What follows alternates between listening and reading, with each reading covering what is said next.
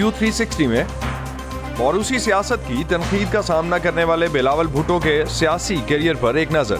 It's a risky career, as his grandfather and mother discovered. जानवरों को हनूत करने का काम कैसे किया जाता है, जानिएगा काम की बात में। और स्ट्रिंग्स के फैसल कपाड़िया बैंड खत्म होने के बाद पहली बार खुद को सोलो आर्टिस्ट के तौर पर दरियाफ्त करने की कोशिश में। मेरा प्लान ये था कि मैं वही वर्ड दोबारा यूज़ करूँ, कुछ चिल करूँ। मैं तो ये सोचता था कि चलें साल में 6 महीने बंदा कहीं स्पेन में जाके कोई छोटे से शहर में गुजार ले।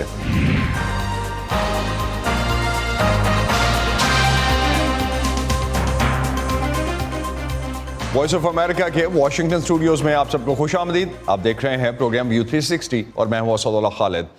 शहबाज शरीफ को बतौर वज़ीर आज़म हल्फ उठाए आज 7वां दिन है। कई इत्तेहादियों पर मुश्तमिल नई हुकूमत को एक ख़राब मईशत के साथ कायम रखना एक चैलेंज होगा।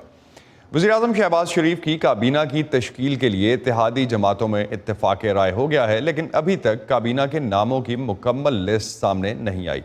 इस वक्त अली फुरकान इस्लामाबाद से हमारे साथ मौजूद हैं। अली से इस हवाले से मज़ीद बात करते हैं।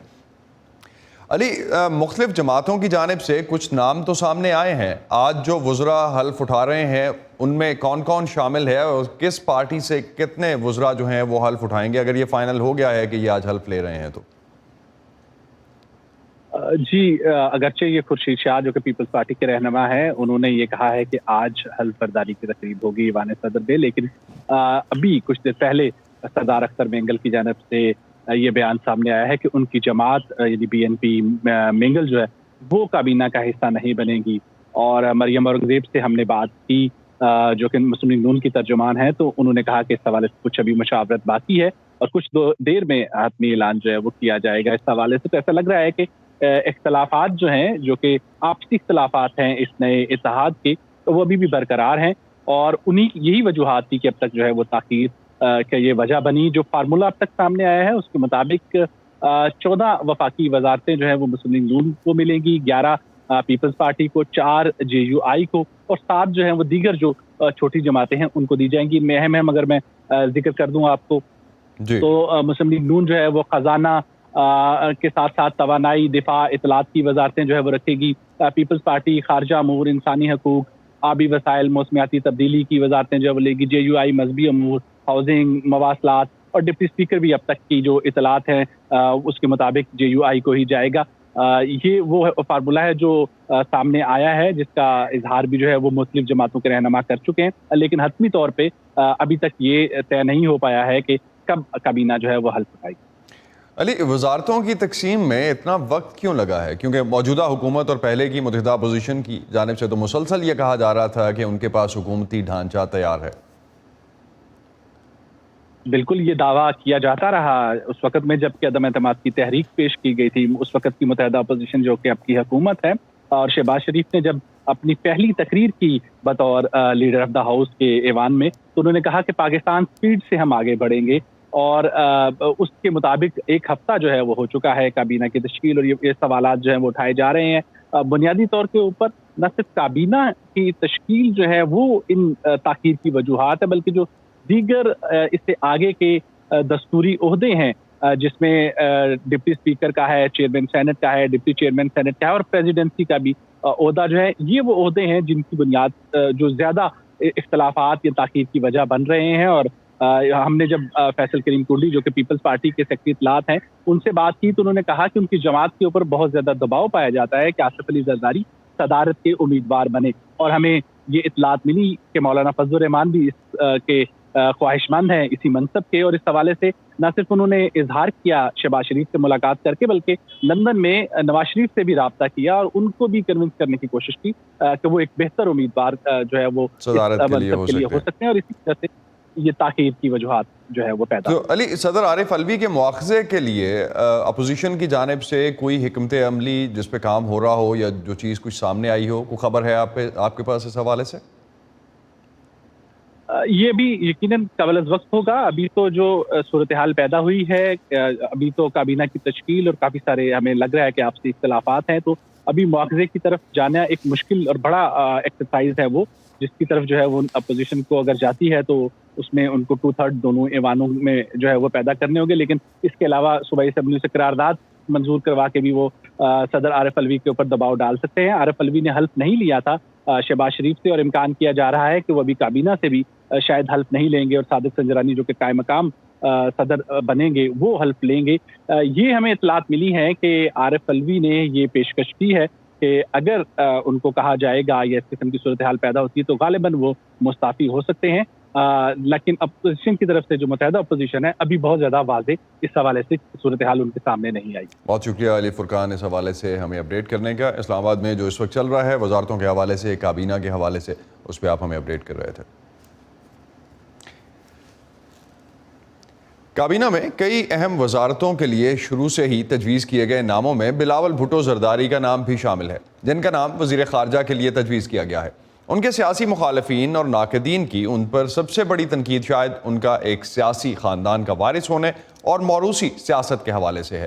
آئیے آپ کو ملواتے ہیں بلاول کی والدہ اور پاکستان کی پہلی خاتون وزیر اعظم بے نظیر بھٹو کے کالج کے دنوں کے ساتھی اور سابق امریکی سفیر پیٹر گیلبریتھ سے، جن کا کہنا ہے کہ اہم یہ نہیں کہ کوئی کس مقام تک کیسے پہنچا ہے، اہم یہ ہے کہ وہ اس مقام پر پہنچ کر کرتا کیا ہے. فائزہ بخاری اور مونا کاظم شاہ کی رپورٹ.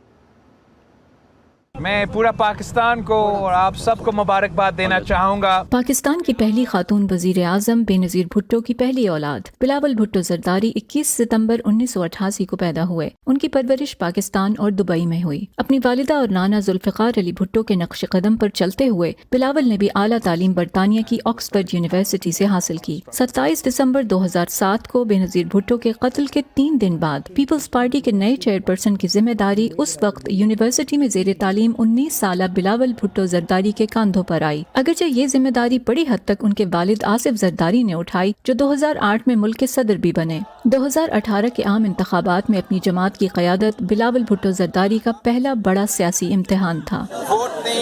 جنوبی ایشیا کے خطے میں بھارت اور بنگلہ دیش کی طرح پاکستان کے سیاسی منظرنامے پر بھی موروثی سیاست کی گہری چھاپ نظر آتی ہے. اپنے نانا اور والدہ کی طرح وہ بھی کہتے ہیں کہ انہوں نے سیاست کو نہیں بلکہ سیاست نے انہیں چنا. سابق امریکی سفارتکار اور سابق سینیٹر پیٹر گیلبریتھ بے نظیر بھٹو کے یونیورسٹی کے دنوں کے ساتھی ہیں. وہ بلاول بھٹو پر موروثی سیاست کا حصہ ہونے کی تنقید کے حوالے سے کہتے ہیں کہ پولیٹیکل ڈائنیسٹیز جنوبی ایشیا کے خطے کا خاصہ ہیں. Many of the same criticisms were directed against Benazir. ایسی ہی تنقید کا سامنا بے نظیر کو بھی کرنا پڑا تھا، جنہوں نے سیاستدان بننے کی کوئی منصوبہ بندی نہیں کی تھی. جب وہ ہارورڈ میں تھیں تو ایک سفارتکار بننا چاہتی تھیں، اور پھر ان کے والد کی حکومت ختم کر دی گئی اور ان پر پارٹی کی لیڈرشپ ایک طرح سے مسلط کر دی گئی. بالکل وہی کچھ بلاول کے ساتھ ہوا ہے. ان کی ماں کا قتل ہوا اور انہیں پارٹی کی قیادت سنبھالنا پڑی. سوال یہ نہیں کہ آپ وہاں کیسے پہنچے، بلکہ سوال یہ ہے کہ آپ نے وہاں جا کر کیا کیا.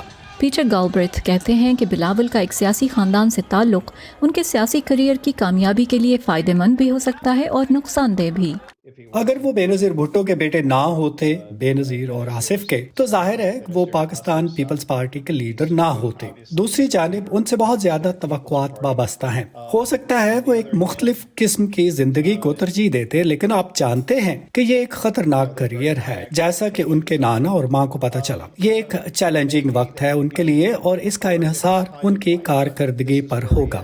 بے نظیر بھٹو کے کامیاب سیاسی کیریئر کا کریڈٹ ان کی بہت سی انفرادی صلاحیتوں کو بھی دیا جاتا ہے، جیسے یہ کہ وہ بیرونی ممالک کے بااثر حلقوں میں تعلقات قائم کرنے کے فن سے بخوبی آگاہ تھیں. کیا بلاول بھٹو میں اپنی والدہ جیسی صلاحیتیں نظر آتی ہیں؟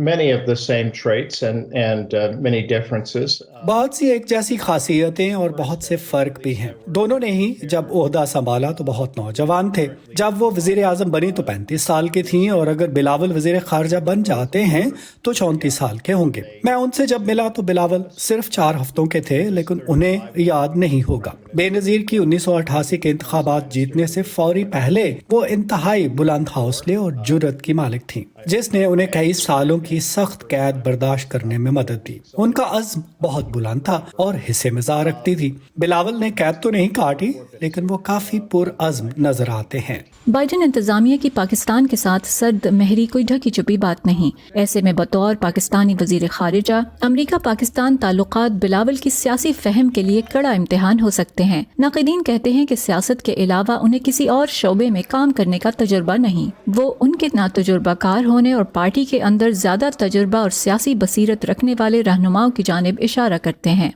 फाइजा बुखारी और Mona Kazim Shah, voice of America, Washington. New York के एक पाकिस्तानी घराने से ताल्लुक़ रखने वाली 23 सालिया नाफिया इकराम पर उनके घर के सामने तेज़ाब फेंक दिया गया, जिससे उनका चेहरा बुरी तरह झुलस गया। यह हादसा तकरीबन 1 साल पहले हुआ, लेकिन आज तक हमलावर की शनाख्त नहीं हो सकी। इस वाक़े का नाफिया की ज़िंदगी पर क्या असर पड़ा, इस हवाले से जल्द शामिल करेंगे एक तफसीली रिपोर्ट। आज इसकी एक झलक।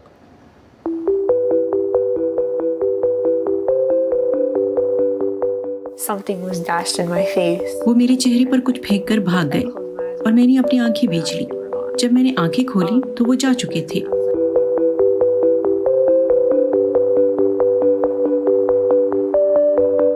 मुझे लगा किसी ने मेरे साथ मजाक किया है और मेरे चेहरे पर कोई जूस फेंक दिया है, लेकिन चंद सेकंड बाद जब मुझे जलन शुरू हुई तो मैं डर गई।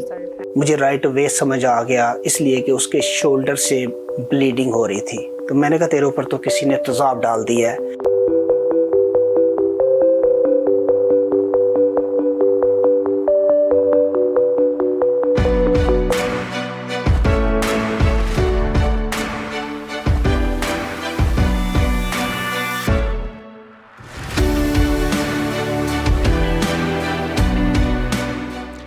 टैक्सीडर्मी या जानवरों को हनूत करना एक कदीम फ़न है। मौजूदा दौर में माहौल और जंगली हयात के तहफ़्फ़ुज़ के लिए काम करने वाले कुछ सरगर्म कारकुन इसकी हौसला शिकनी करते हैं, लेकिन इसके माहिर इस फ़न को आर्ट और साइंस का इम्तज़ाज समझते हैं। उनका कहना है कि ये जंगली हयात की बका की ज़रूरत को उजागर करता है। आज आपकी मुलाकात ऐसी ही एक खातून से करवाते हैं जो इस काम को परिंदों और जानवरों के लिए अपनी मोहब्बत के इजहार का फ़न समझकर जारी रखे हुए हैं। I got interested in taxidermy because I've always loved nature. Taxidermy या मुर्दा जानवरों में भूस भर के हनूत करने में मेरी दिलचस्पी की वजह फितरत से मेरी हमेशा मोहब्बत थी, इसी तरह से फन और साइंस से मोहब्बत की भी। और टैक्सीडर्मी इन सब का मजमुआ है। ये एक चमकता हुआ परिंदा स्टारलिंग है। आप देख सकते हैं कि इसकी खाल साफ और महफूज है। ये परिंदा घर में पला था और कुदरती तौर पर मर गया। जानवरों के लिए अक्सर अखलाकी और कानूनी और तवील अरसे तक महफूज करने के तरीके इस्तेमाल किए जाते हैं। हर एक का जानवरों के हुसूल के लिए अपना एक तरीका है, लेकिन मेरी कोशिश होती है कि वो जिस कदर ज्यादा हद तक मुमकिन हो सके बरकरार रह सकें, और यही इस पूरी सन्नत में राइज हकीकी मायार है। I got into taxidermy as a hobby. मैंने इसे मशगले के तौर पर शुरू किया था। मैंने टैक्सीडर्मी के पुराने नमूने उस वक्त जमा करने शुरू किए जब मैं अमूमी तौर पर कुदरती नवादरात जैसा कि सीपियाँ, मादनियात और जवाहरात और कीमती पत्थर और इस तरह की बहुत सी चीज़ों की तलाश में होती थी। देखें, ये फोम है जो परिंदे की खाल के अंदर भरा जाएगा ताकि वो फिर से जीता जागता नजर आए।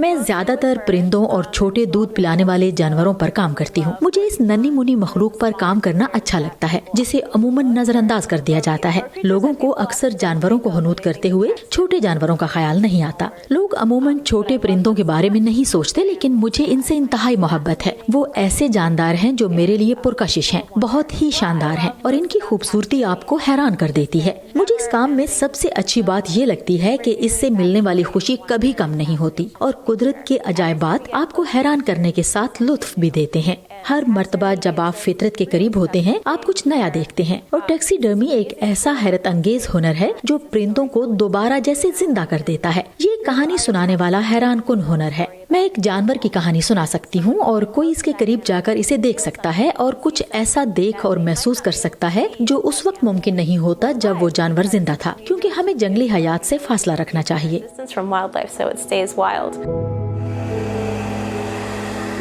The types of clients I have vary. There are artistic clients. हर तरह के खरीदार होते हैं, कुछ फनकार होते हैं, कुछ लोग घर की सजावट के लिए इन्हें लेते हैं। मेरे पास म्यूजियम और तालीमी इदारों वगैरह के खरीदार भी आते हैं। मैं टैक्सीडर्मी को एक साइंसी फन या आर्टिस्टिक साइंस समझती हूँ, क्योंकि इसमें दोनों का इम्तजाज है। तो इसलिए इन्हें दोबारा तख्लीक करने के लिए आपके पास इल्म होना चाहिए और इसके साथ ही तख्लीकी सलाहियत भी, क्योंकि जानवरों को हनूद करने के लिए कुछ सलाहियतें जरूरी हैं, क्योंकि इस नमूने की तैयारी में खाल और गोश्त उतारनी पड़ती है, जो कि एक साइंस है। और फिर इसमें मुजस्मा साजी और पेंटिंग का उनसर भी है, जिसमें फन तख्लीक करने का उनसर है। For me as a kid, I've always grown up. और जहाँ तक मेरा ताल्लुक है, मैं बड़े शहरों में पली बड़ी हूँ, इसलिए फितरत मेरे लिए बहुत कीमती और नायाब है और ये शहर में मिलने वाले एक छोटे से खजाने की तरह है।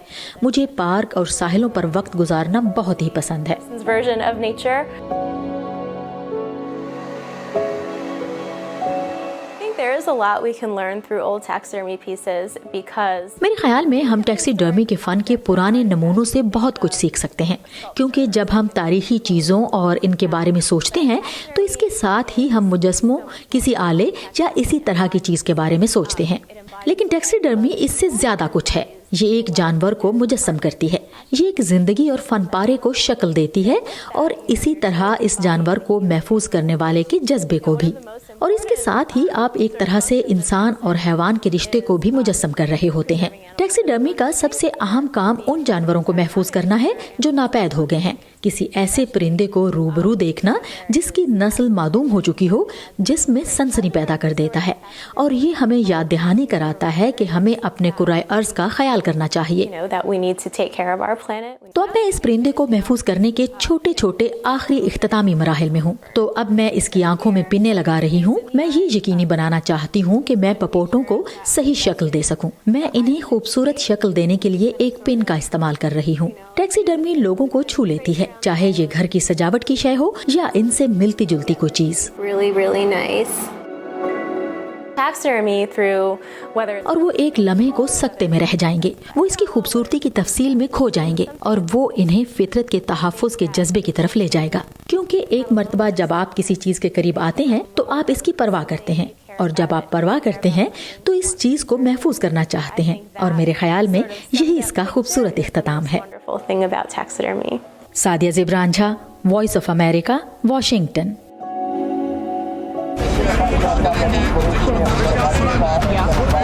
खबरों के पीछे नहीं भागते, हम कहानियां ढूंढते हैं, आम लोगों की खास कहानियां।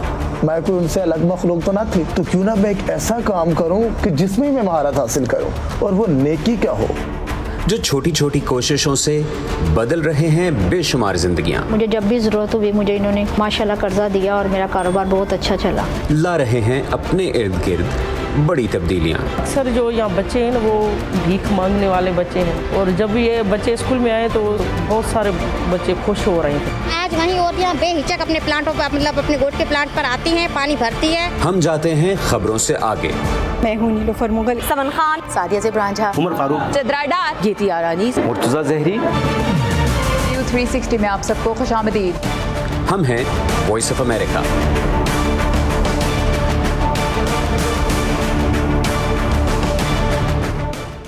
पाकिस्तानी म्यूजिशियन और 30 साल तक स्ट्रिंग्स बैंड का हिस्सा रहने वाले फैसल कपाड़िया ने बैंड से अलहदगी के 1 साल बाद हाल ही में 2 गानों के जरिए म्यूजिक इंडस्ट्री में दोबारा एंट्री ली है। फैसल कपाड़िया का कहना है कि स्ट्रिंग्स के खात्मे के बाद वो 2 दिन तक रोते रहे। वो बैंड उनकी शनाख्त था, लेकिन अब खुद को सोलो आर्टिस्ट के तौर पर वो दरियाफ्त करने की कोशिश कर रहे हैं। वॉइस ऑफ अमेरिका के उमैर अलवी की फैसल कपाड़िया से बात हुई। मैं उस दिन हदीका और शहजाद को यही कह रहा था, तो 90s गैंग है, यू नो, 90 के जो 90s के लोग थे, गेटिंग बैक टुगेदर, वो तो एक बहुत ही अलग एक्साइटमेंट थी। एक्चुअली ये अब नई जर्नी है कम्प्लीटली, और ऑफ कोर्स जो स्ट्रिंग्स का जो पूरा एक दौर था वो तो मैं आज भी मिस करता हूँ। जब स्ट्रिंग्स हमने अनाउंस किया मिल के, और हमने अनाउंस किया उसके 2 दिन तक तो मैं रोता रहा। दिल के किसी कोने में ही याद तेरी मैंने छुपा रखी है। मार्च 2021 में अचानक एक दिन स्ट्रिंग्स ख़त्म हो गया, और मार्च 2022 में 1 साल के बाद आपकी धमाकेदार वापसी हुई है, 1 नहीं 2 गानों के साथ। कैसा रहा एक्सपीरियंस? अचानक, आई एम श्योर लोगों के लिए बिल्कुल अचानक था, और मैं और बिलाल उस बारे में थोड़े अरसे से ज़रूर डिस्कस कर रहे थे कि कब and when. Finally we announced on 25 March 2021. बस ये एक अजीब सी बात है कि उसके बाद मैंने तो एक ब्रेक लिया हुआ था, मैं कुछ भी नहीं कर रहा था, और ये जो 2 प्रोजेक्ट्स हुए वो मार्च में ही आए, और वो 23 मार्च को और 24 मार्च को ही रिलीज़ हुए. तो आई गेस वो एक खुदा का निज़ाम था कि बस वो पूरा एक चक्कर काट के उसी महीने में उसी डेट के अराउंड वापसी हुई. एक तो कोक स्टूडियो गाना आपका जो कि आपने 1 टेक में किया है पूरा, और एक आपका जो है वो बैंक से रिलेटेड है. एग्जैक्टली. वो कोलैबोरेशन है शहजाद रॉय के साथ और हदीका कियानी के साथ. तो कैसा लगा आपको एक बिल्कुल यंग स्टनर्स जैसे नए लोगों के साथ काम करके और एक अपने साथ वालों के साथ काम करके? बहुत आपने अच्छी बात की. ये कितना ड्रास्टिक डिफरेंस. पहले यंग स्टनर्स के साथ जुल्फ़ी से मेरी बात हुई. जुल्फ़ी का मेरे पास फ़ोन आया. पहली बात यही थी कि भाई मैं चाह रहा हूँ कि आप कोक स्टूडियो में एक गाना करें, और मैंने यही कहा कि जुल्फ़ी मैं तो अभी स्ट्रिंग्स जो है मार्च में तो ख़त्म हुआ है, and strings is like relationship, you know. 30 साल से आप एक रिलेशनशिप में, you can't just go solo, and I had no intentions to go solo. लेकिन जुल्फ़ी ने जब यंग स्टनर्स का नाम लिया कि मैं ये कोलैबोरेशन देख रहा हूँ, वो थोड़ा सा बड़ा एक्साइटिंग लगा मुझे कि यार okay, this is something I have never tried. तो बस ये जो एक जब जुल्फ़ी यंग स्टनर्स और मैं, तो मुझे एक्साइटमेंट हुई. मैंने कहा कि यार ये मुझे करना चाहिए. ये जो बैंक का गाना, ये तो हमारे, मैं उस दिन हदीका और शहजाद को यही कह रहा था, तो 90s गैंग है, यू नो. 90s के लोग थे. गेटिंग बैक टुगेदर, वो तो एक बहुत ही अलग एक्साइटमेंट थी. तो मैंने जब गाना सुना मुझे बड़ा अच्छा लगा, और फिर ये एक्साइटमेंट कि okay, I will be sharing the space with Hadiqa and Shahzad Roy. Will talk about old times, will talk about music channel days and you know good 90s music. तो वो भी बहुत मज़ा आया. स्ट्रिंग्स ख़त्म जब हुआ है तो उसके बाद आपका प्लान क्या था? अगर ये नहीं था तो प्लान क्या था? टू बी वेरी ऑनेस्ट, मेरा प्लान ये था कि मैं वही वर्ड दोबारा यूज़ करूँगा, चिल करूँ. और मेरी चिलिंग से मुराद ये है कि a laid back life. I wanted to travel. मैं तो ये सोचता था कि चलें साल में 6 महीने बंदा कहीं स्पेन में जाके कोई छोटे से शहर में गुजार ले, कोई 6 महीने इटली में जाके गुजार ले. ये एक सोच थी. I like to travel. और ऐसा नहीं है कि इन जगहों पे जाके मुझे कोई आलीशान होटल में रुकना था. एक छोटे से गांव में बंदा एक छोटी सी लो की ज़िंदगी गुजारे. तो ये मेरी ख्वाहिश थी, अभी भी है, और ये मैं करूँगा ज़रूर कहीं ना कहीं कि एक्सप्लोर करूँगा अपने आप को भी और दुनिया को भी. स्ट्रिंग्स का 30 ईयर सस्टेन करना, इसके पीछे राज क्या था? मैं आपको कहूँ कि ये तो मुझे मौजज़ा ही लगता है कि 30 साल एक बैंड को गुजारना. एक तो इंडिविजुअल आर्टिस्ट हो. आई थिंक 2-3 चीज़ें बड़ी इंपॉर्टेंट थी. एक तो हमारे बैंड के एथिक्स बहुत स्ट्रॉन्ग थे. मॉरली माशाल्लाह हम दोनों उस हिसाब से बहुत ही सॉर्टेड थे. हमारी जो पार्टनरशिप की जो एक गाइड बुक थी वो बड़ी स्ट्रॉन्ग थी. हम कभी भी अकेले कोई काम करते ही नहीं थे, चाहे कुछ भी हो जाए. इवन इंटरव्यू भी नहीं देते थे. For us it was just strings. Trust, we had blind trust on each other कि भाई अगर वो ये कर रहा है बिलाल तो ये स्ट्रिंग्स के लिए ही बेहतर होगा, इसलिए ये कर रहा है. बिकॉज हम अपनी वो देखते ही नहीं थे, सेल्फ ऑब्सेस्ड नहीं थे बिल्कुल भी. And I think being relevant, वो एक चीज़ थी जो कि हम कोशिश करते थे कि वक्त के साथ हम थोड़े से रेलेवेंट रहें और अपने आप को, अपने म्यूज़िक को डेटेड ना होने दें.